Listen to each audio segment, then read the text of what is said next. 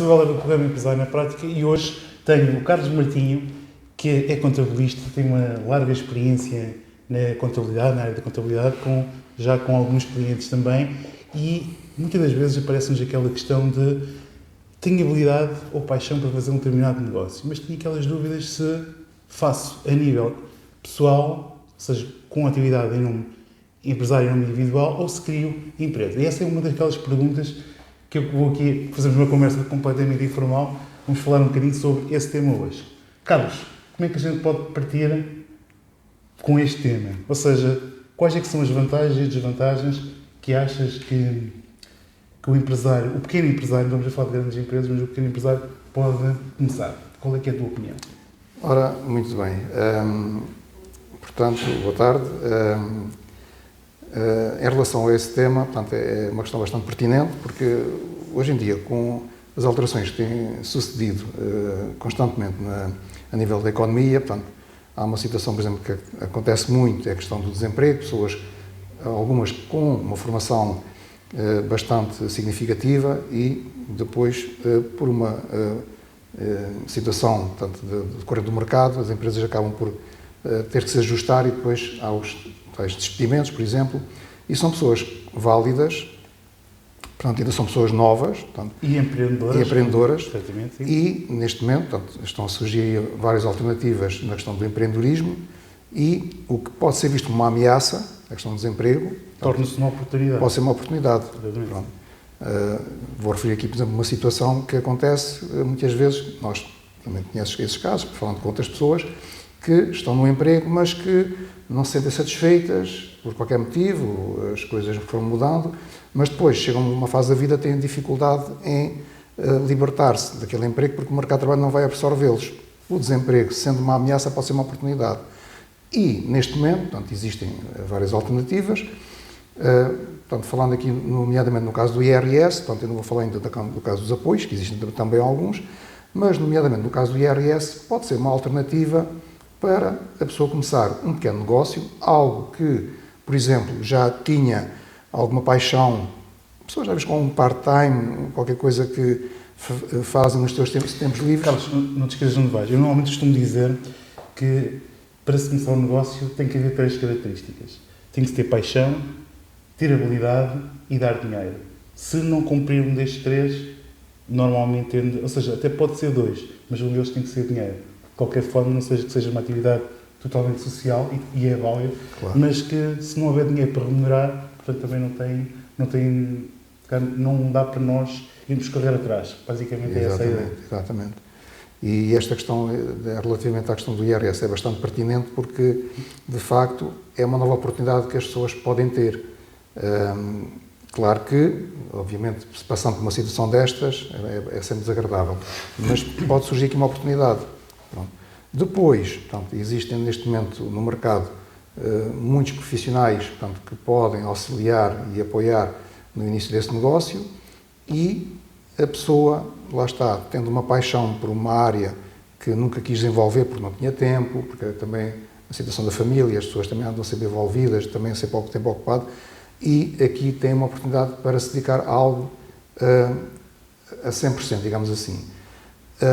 A partir daí, portanto, pensando nessa ideia de negócio, portanto, consultando alguém, um contabilista certificado, não é?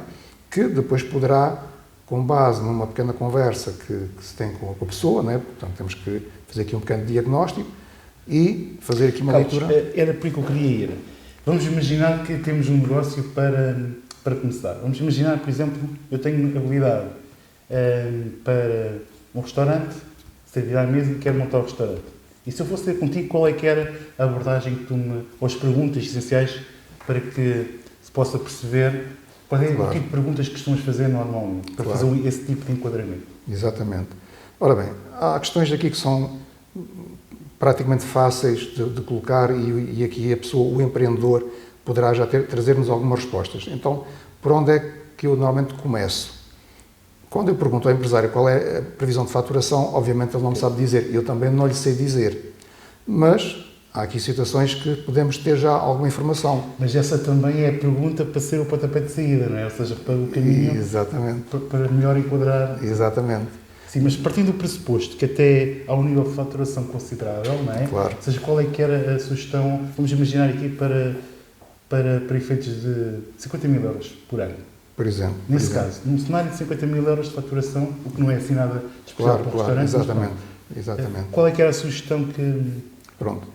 Perceber para já a localização do espaço e o valor da renda. Portanto, é logo um valor que a gente pode considerar. E ajudar a fazer umas contas de merceeiro, que é ver se existe ou não viabilidade em termos inicial do negócio. Exatamente. Depois, quantas pessoas é que vão fazer parte da empresa? Depois temos que falar de vencimentos, dos encargos sociais. E depois os seguros, portanto, da responsabilidade civil, seguros de agentes de trabalho, e depois o gás, a comunicação, a eletricidade. Todas as despesas operacionais inerentes à atividade. E por aqui já temos aqui aí 80%, 90% de uma previsão próxima da realidade do que vai ser o negócio. Em termos da estrutura de gastos, não é? Também. Exatamente. Com base numa previsão de faturação de 50 mil euros, como estavas a referir, agora aqui vamos fazer aqui uma demonstração chamada demonstração de resultados previsional, que é o quê? É um documento que nos apresenta as receitas, digamos assim, subtraindo as despesas, e vamos ter um resultado. E com base nesse resultado, podemos fazer uma estimativa. Se a empresa for uma atividade em IRS, quanto é que poderá pagar em impostos? Se for em IRC, quanto é que vai pagar em impostos? Atenção, que se for em IRS, os encargos com o pessoal não são considerados, que aumenta o lucro, portanto, aqui o lucro, digamos assim, portanto, a matéria que será sujeita à tributação, e aí pode-nos dar um indicador que, se calhar, em IRS pode não ser a melhor opção. Carlos, então assim, o que estás a dizer, já a primeira grande diferença, e é importante que fique claro, é aquilo que o Carlos acabou de dizer, ou seja, uma das grandes diferenças, estamos aqui a falar de vantagens e desvantagens, é que a questão do próprio custo do trabalho não entra na questão do IRS. Exatamente. Enquanto na empresa já tem essa possibilidade de fazer parte do custo que o próprio gerente assim considerar em termos da sua remuneração. E aqui fazemos logo aqui uma distinção entre IRS e IRC. Exatamente. Logo, de uma conversa simples, a tal conta quase de merceeiro, mas que a gente está a fazer. Uma coisa simples, conseguimos logo dar um diagnóstico à pessoa qual a melhor opção em termos de atividade. A partir daqui, vamos imaginar que, com base nos dados, a melhor opção é em IRC. A partir daqui, vamos acompanhar o empresário, toda a parte burocrática, digamos assim, da constituição de uma sociedade, e depois, com todo o encaminhamento, aqui depois temos que ir ver a questão dos CAIs, que é um Código de Atividade Económica, que neste caso será da restauração, mas o empresário ou o empreendedor pode querer desenvolver aqui outras atividades secundárias, que também será importante para... Por exemplo, catering, por exemplo, fazer catering, por exemplo, takeaway, ou pastelaria, ou alguma coisa. Exatamente. Portanto, aqui, de um grosso modo, já temos aqui um diagnóstico em termos de imposto sobre o rendimento, portanto, IRC, já o diagnóstico feito. Depois há aqui outros impostos, que já lá vamos, não é? Que depois temos que aqui enquadrar. Carlos, era importante também clarificar a situação do método de tributação pelo lucro e pelo regime simplificado. Assim, de uma forma simples. Claro. Ou seja, pode-se optar pelo regime simplificado ou pela contabilidade organizada. Exatamente. E aí tendo a obrigatoriedade de ter contabilista. Mas assim, as grandes ideias, para quem não percebe e quer iniciar um negócio, qual é que é essa grande distinção entre a tributação pelo lucro e a tributação pelo regime simplificado? Qual Exatamente. É a tua opinião? Portanto, aquele exemplo que falámos há pouco sobre o restaurante, portanto, é um exemplo que poderia... Nós estamos a utilizar aqui. Agora, voltando aqui ao início, portanto, da questão da pessoa que, portanto, vai iniciar um negócio, ou porque estava desempregada, ou porque decide largar o seu emprego, ou fazer até de uma forma acessória. Há pessoas, por exemplo, que fazem, têm o seu emprego, mas porque têm uma habilidade, uma área que gostam de fazer, e de forma acessória podem fazer. E aqui, entramos aqui na questão do IRS, podemos entrar, pegando agora no regime simplificado. O regime simplificado da tributação, o que é que significa? Em termos de IRS, portanto, o lucro da atividade, digamos assim, é calculado com base num coeficiente. Pronto. E depois existem vários coeficientes. Se for prestação de serviços, ou se for vendas... Neste caso concreto da restauração? Da restauração, pronto, é uma prestação de serviços portanto, mais reduzida. Se for uma prestação de serviços, o chamado profissional liberal, já é uma percentagem maior, e aqui depois também, fazendo o tal diagnóstico entre uma e a outra, também depois aconselhamos a pessoa qual é que é a melhor opção. Pronto. O regime simplificado ainda tem outra situação em termos de IVA, que é o quê? É um valor que tem vindo a ser atualizado ao longo dos anos, portanto, já há uns anos o limite era 10 mil euros, tem vindo a subir, passou para 12.500 euros e agora, com o Orçamento de Estado para 2023, o limite de isenção do IVA é de 13.500 euros, ou seja, qualquer volume de faturação até 13.500 euros está isento de cobrar IVA. Também não pode deduzir na compra, mas também, pronto, dá aqui alguma margem, digamos assim, para ter aqui um rendimento, e pode ser acessório ou não, mas vamos imaginar que é acessório, e uma forma também de, dadas as dificuldades também que hoje em dia as famílias estão a sentir, por vezes, uma boa opção para melhorar também os rendimentos das famílias. Por falar em opção, os 13.500 euros que estamos aqui a falar é também, ou seja, é o teto para a isenção, mas podemos optar pelo regime de IVA, mesmo com valor inferior. E pode ser por opção, exatamente. Okay. Mas, lá está, quando começamos uma atividade, se calhar faz sentido, como não temos assim ainda grande experiência a trabalhar com impostos, se calhar numa primeira fase faz sentido. E até porque são matérias sempre que sofrem mudanças constantes.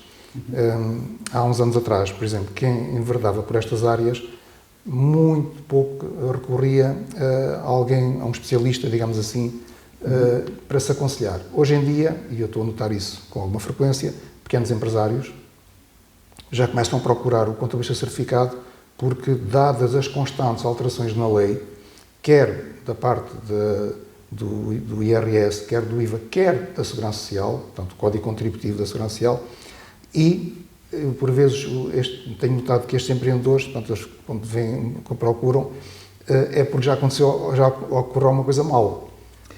E por mero desconhecimento, portanto, porque lá está, as alterações são muitas, portanto, o objetivo é óbvio, estamos aqui para ajudar os empreendedores e os empresários. Isto não é nenhum bicho-papão, portanto, às vezes já procuram, eu gostava de abrir um negócio, mas tenho tanto medo, porque não sei o quê, eu digo sempre, um bom aconselhamento, não perdem nada, e às vezes nós também desmistificamos um bocado aquele estigma. E já aconteceu, em algumas reuniões que já tive com alguns clientes, com alguns empresários, depois acabaram por se tornar clientes, que vinham cheios de receio, mas queriam mesmo abrir um negócio, mas cheios de receio, e de uma conversa simples, contando e explicando o que é a realidade em termos de impostos, ficaram mais tranquilos, e é o que eu digo sempre, falando sempre, e nunca se mantendo afastado. O conhecimento tranquiliza, não é? E também saber que é verdade, existe alguém que está na retaguarda, ou seja, que é o braço direito de negócios. Que é fundamental. Ou seja, cada vez mais tende-se a valorizar um pouco. Aliás, antigamente, não há muito tempo, se calhar é melhor dizer assim, havia muito aquela ideia de toda a gente sabia desta área. Sim.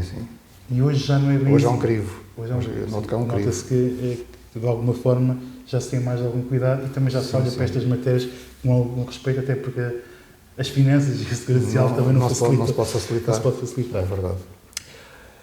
A questão também, queria pôr a questão neste cenário. Se inicialmente recomendarias sempre a começar uma atividade, ou seja, em nome individual e posteriormente transitar para a empresa, ou à partida fazias a avaliação se os valores que o potencial cliente ia dar, neste caso os 50 mil, se encaminhavas logo para a empresa? Ou seja, recomendarias um estágio primeiro para uma atividade em nome individual até para ver o que é que o negócio dá, ou encaminharias logo para uma empresa? Qual é que é a tua opinião? Não sei se me estou a fazer entender. Sim, e tem-me acontecido com alguma frequência. É obviamente que as pessoas, quando nos procuram, vêm sempre com muito receio. E, realmente, iniciando uma atividade em IRS, pode ser ao regime simplificado, ou regime de contabilidade, é uma forma também das pessoas ganharem alguma experiência e ganharem confiança. E normalmente eu aconselho a começar por aí. Porquê?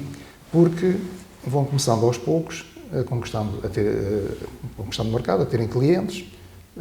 São coisas que demoram tempo, obviamente, e nós desejamos é que os clientes tenham sucesso. o que nós desejamos é que os clientes tenham sucesso. E aos poucos, à medida que forem tendo mais sucesso, depois, e nós sempre a acompanhar a atividade, portanto, fazemos análises periódicas com os clientes, portanto, periodicamente chamamos as pessoas ao escritório e fazemos uma avaliação de como é que está a ser o desempenho da atividade e também ouvir os empresários, porque há muitas coisas que eles fazem que não nos contam. E se nós não tivermos o cuidado de falar com eles, eles pensam que nós sabemos e nós não sabemos. E, à medida que a atividade vai desenvolvendo, nós depois podemos eventualmente depois aconselhar, então ir dar o passo seguinte. Okay. Portanto, é mais seguro, tanto para o cliente como para nós, porque a partir do momento que o cliente abre a atividade, está no mercado, está a fazer o seu trabalho e nós não andamos todos os dias com ele. Claro. Acompanhamos, mas o que nós queremos é que ele ganhe confiança e depois, mais tarde, então consiga desenvolver o negócio já de outra forma, com outra dimensão e fazer o seu caminho, obviamente, não é? Ou seja, a peça fundamental é a confiança existente entre o empresário e também o lado do contabilista, sem dúvida. Porque se não houver essa confiança, não acaba por não haver uma... Um dos comentários que eu noto muito, estou a tentar-te interromper, que eu ouço com alguma frequência, quando os empresários vão-nos contactando, ou são referenciados, o chamado boca a boca, e são indicados, e algumas das perguntas que nós fazemos logo, notamos que eles não estão habituados a esse tipo de perguntas. E foi o que referiste há pouco, o mercado tem vindo a ajustar-se, e o que há uns anos toda a gente sabia muito, sabia tudo. De facto, hoje em dia é preciso ter algum cuidado, saber mesmo o que é que estamos a fazer e a dizer, porque ainda hoje tive uma resposta de um cliente, fiz uma simples pergunta, portanto ele vai passar para a nossa responsabilidade, de uma alteração que surgiu recentemente e a pessoa, ninguém me disse nada. Portanto, e aí nós procuramos, portanto, ter esse cuidado ainda maior, que é o diálogo, a comunicação. Portanto, o cliente muitas vezes não nos procura, o que é que nós fazemos? Telefonamos. Está tudo bem? Precisa de alguma coisa? Sim, sendo um fator diferenciador, sim, por essa via. E até para o próprio cliente também sentir que, portanto, há um acompanhamento e a importância realmente de haver o tal diálogo. Okay. Não é? Carlos, entendi a tua explicação. Agora, para efeitos de IVA, já nós falámos um bocadinho. Outra das situações que também é bastante... causa alguma dúvida é as questões relacionadas com a Segurança Social. Ou seja, como é que é a questão da Segurança Social na esfera do IRS, do empresário e não individual, e também na questão empresarial como empresa. Existem diferenças e gostava que desses aqui a tua opinião e como é que isto tudo funciona, de forma a ajudar os empresários ou melhor, os futuros empresários, os atuais empreendedores, com vontade de empreender. Claro. Como é que... Em relação à Segurança Social, portanto, há uns anos havia uma forma de tributação que era, portanto, e é sempre dessa forma, mas, portanto, um regime simplificado portanto, era calculado um determinado valor do lucro, portanto, quando se entrega a declaração de IRS, a modelo 3, não é?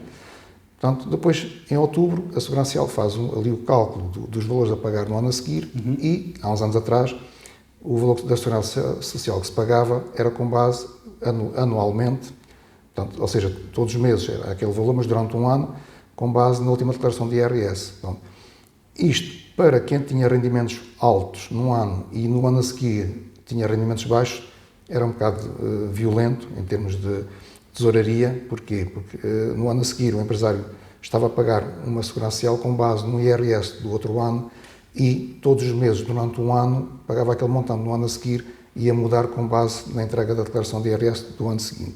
Atualmente, portanto, aqui já é uma forma, mas há aqui uma maior justiça, digamos assim. Porquê? Porque quem está no regime simplificado... É declarado trimestralmente. Trimestralmente, exatamente. Ou seja, vamos imaginar que estávamos em abril e íamos ao site da Segurança Social declarar as nossas vendas de janeiro, de fevereiro e de março. É feito um cálculo e o que a Segurança Social nos diz é, nos 3 meses seguintes, a Segurança Social é paga com base naquele cálculo. Em julho, voltamos a entregar uma declaração trimestral, abril, maio e junho, E aí o valor já pode ser ou mais alto ou mais baixo, mas o que é que isto pretende? De acordo com os rendimentos trimestrais do empresário, vai pagar a segurança social de acordo com esses rendimentos. Faz mais sentido. Porque vamos imaginar que há um trimestre que ele não tem qualquer faturação. Vai pagar 20 euros os 3 meses seguintes. Mas é assim, as conversas a gente vai conversando e as conversas vão surgindo. E a ideia era, ou seja, essas coisas de... Essa ideia para rendimentos lineares faz todo o sentido. Ok? Agora vamos imaginar uma agricultora que faça a sua produção e a venda num determinado trimestre e tem ali a faturação toda naquele trimestre. Ou seja, nesse caso, cortiça, Exato. seja o que for, aí já se torna um bocado, ou seja, naquele trimestre, ou seja, faturou naquele, comunica no mês seguinte e depois fica enquadrado 3 meses a pagar aquele montante. Exatamente. Também nesse caso é penalizador. Nesse caso é. Mas, ou seja, tudo o resto tende a ter rendimento linear, faz todo o sentido. Para quem tem rendimento linear, Faz exatamente. sentido. Agora, existem, lá está, isto é como tudo, não há bela assim, senão há sempre. É verdade. Ok. Mas se calhar o agricultor, se calhar é uma forma de ver, se calhar o regime da tributação Por via de empresa, por via de empresa. Exatamente. E faz muito mais sentido. Pronto. Acaba por fugir um Daí bocado. as tais análises, quando falamos com as pessoas, quando nós procuram e tentar perceber qual é que é o ramo de atividade e se nós detectamos um caso desses, se calhar podemos aconselhar, olha, A constituição da sociedade logo à partida. Você se for por essa situação vai ter aqui 2 ou 3 meses que, pronto, daí o tal diagnóstico é importantíssimo fazê-lo logo à partida. Ok. Em termos de empresário individual, faz a declaração trimestral e, com base nesse valor trimestral, então vai fazer o pagamento dos 3 meses seguintes. Exatamente. Com base Exatamente. Nas empresas, como é que funciona? Nas empresas, ora bem, nas empresas, como aí já temos os salários, né, os vencimentos, né, dos trabalhadores, aí a Segurança Social, portanto, é paga todos os meses de acordo com o vencimento do trabalhador. Pronto. Aí, portanto, a taxa, portanto, esqueci-me de referir há pouco, no caso do trabalhador independente, portanto, a taxa da Segurança Social, portanto, normalmente é 21,40, portanto, é uma taxa, portanto, pode haver outras taxas de acordo com o setor de atividade, mas pronto. Nas empresas, portanto, é normalmente também dependendo do setor de atividade, claro. O mais comum os 34,75, que é os 23,75 de encargo da empresa e os 11% do trabalhador. Mas aí, portanto, é sempre de acordo com o vencimento do trabalhador que a Segurança Social é paga. Já não há questão de declaração trimestral. E também é definido pelo próprio empresário o valor que ele quer receber todos os meses. Ou seja, uma das coisas que eu costumo dizer aos meus alunos é que nestas coisas da contabilidade depende, ou seja, não podemos tomar sempre aqui como, isto no fundo estamos a dar aqui alguns cenários de algumas situações, demos como exemplo a questão do restaurante, mas é conveniente, como nós já vimos aqui algumas situações particulares, que a questão do depende e de ser visto caso a caso faz todo o sentido. Já falámos então aqui da questão da Segurança Social, não sei se queres acrescentar mais alguma coisa. Penso que em relação à Segurança Social, só aqui referir, por exemplo, se for no regime de contabilidade, também aí pode, por opção, escolher a declaração trimestral, mas se for por regime de contabilidade, portanto, o IRS que é declarado num ano, não é? Portanto, é o lucro tributável, não é? Portanto, aquele lucro que foi apurado, a Segurança Social depois vai ser paga durante todo o ano com base nesse valor. Por opção, pode depois optar pela declaração trimestral, mas isso depois já se tem que fazer contas se vale a pena ou não, mas há sempre essa possibilidade de ter por essa opção. Outra situação também, e que está na ordem do dia, que tem que ver com a questão das regras da faturação. Ano passado tivemos o QR Code e este ano temos mais uma novidade agora com as faturas. Exatamente. Que novidade é essa, Carlos? Ora bem, portanto, agora surgiu aí uma nova regra, que é o chamado ATQ, portanto, é um código de documento único, ou seja, portanto, agora, quem já tinha o software de faturação, no final do ano, portanto, quem não tinha comunicado antes, teve que comunicar essas séries, digamos assim, de faturação à autoridade tributária. E como é que isto depois funciona? O empresário, ao emitir uma fatura, quando ele vai finalizar esse documento, automaticamente, portanto, há aqui uma comunicação com o portal da autoridade tributária e que fica inserido no documento um código portanto, com letras e números, que é um documento único, portanto, para além do QR Code, que também já existia, e que permite identificar que aquele documento é um documento único. Portanto, houve uma situação, e agora no final do ano, até antes do final do ano, portanto, nós também fomos falando com os clientes e depois falando com outras pessoas, a percebermos que, portanto, havia aqui também algum desconhecimento também dessa parte e pronto, e são situações que vão surgindo, mas lá está. Há uma mudança constante na legislação e, portanto, é preciso andarmos atentos. E te fazer uma pergunta, isto é a nível da opinião pessoal, não achas que é um exagero, ou seja, se nós olharmos para a vizinha Espanha, eu não digo para baixo, para o Marrocos, mas pronto, mas pelo menos para o nível europeu, Espanha, França, ou seja, não existe digamos que estes requisitos, estas exigências em torno do controle da fraude e da invasão fiscal, ou seja, isto é uma das medidas cujo objetivo é esse, mas acaba por pecar um bocado por excesso, ou seja, em que os empresários estão sempre a investir. Tínhamos a questão do SAF da contabilidade também, a questão da preparação dos softwares de faturação certificados, ou seja, há um investimento sempre da parte do Estado em colocar do lado o ONU, sempre do lado do empresário e eles ter só um papel meramente fiscalizador. Sim, e repara, como já referiste, os softwares de faturação são certificados, portanto, e as faturas são comunicadas todos os meses à autoridade tributária. Se houver, vamos imaginar que há um software que não está certificado, obviamente que ao fazer esta comunicação daquela faturação, a AT detecta isso. Logicamente, como estavas a referir, o AT-Code dá a ideia que é uma duplicação de controle, porque se o PRON já é certificado, obviamente aqui já deveria ter aqui uma segurança de que não há hipótese de haver aqui uma fraude, não é? Porque o programa já está certificado, não há hipótese de manipular o documento.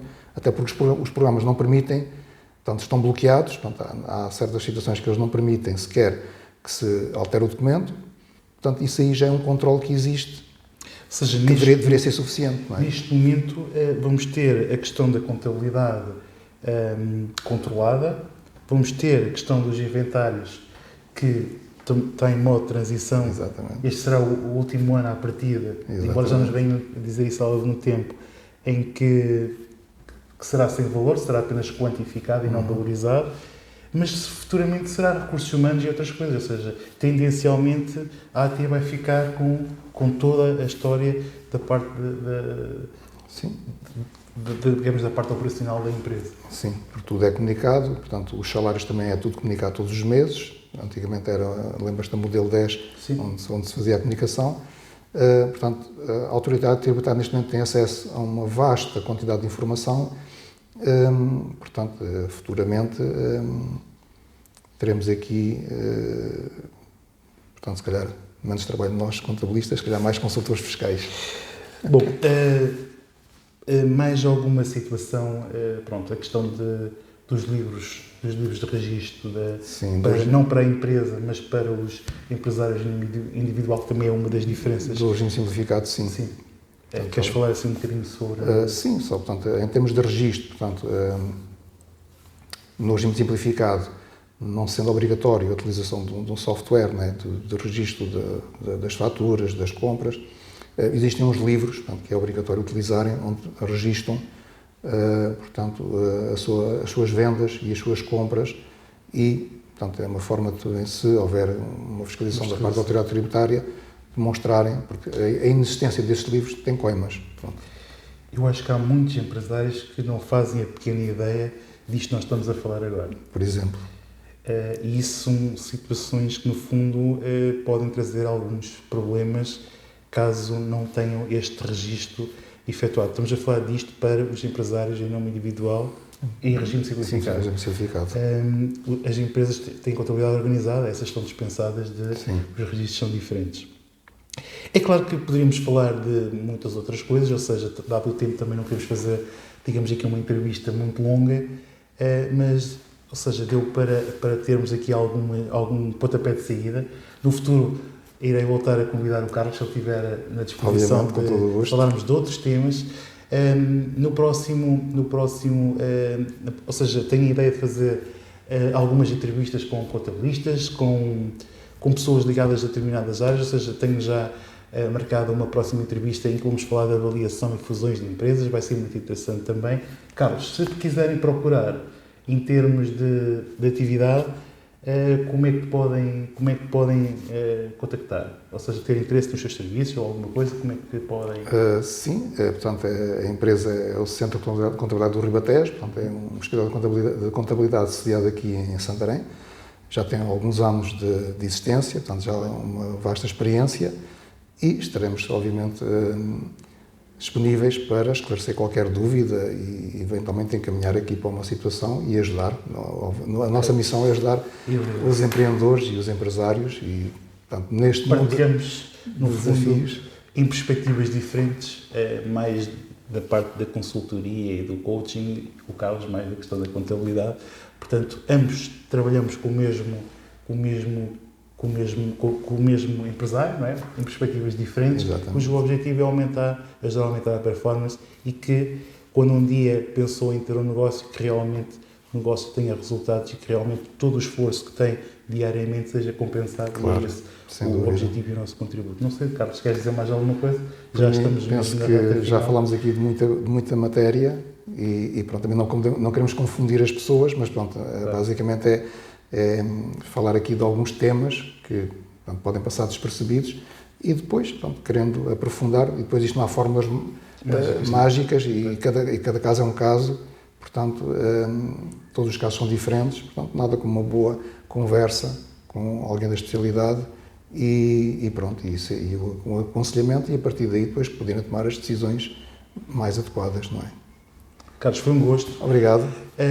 Até ao próximo vídeo. Se tiver alguma dúvida, deixe nos comentários para que nós possamos responder, ou o Carlos ou eu, portanto, sem qualquer tipo de problema, portanto, e também alguns temas que gostassem de ver aqui debatidos e esclarecidos aqui no canal. Portanto, até ao próximo vídeo.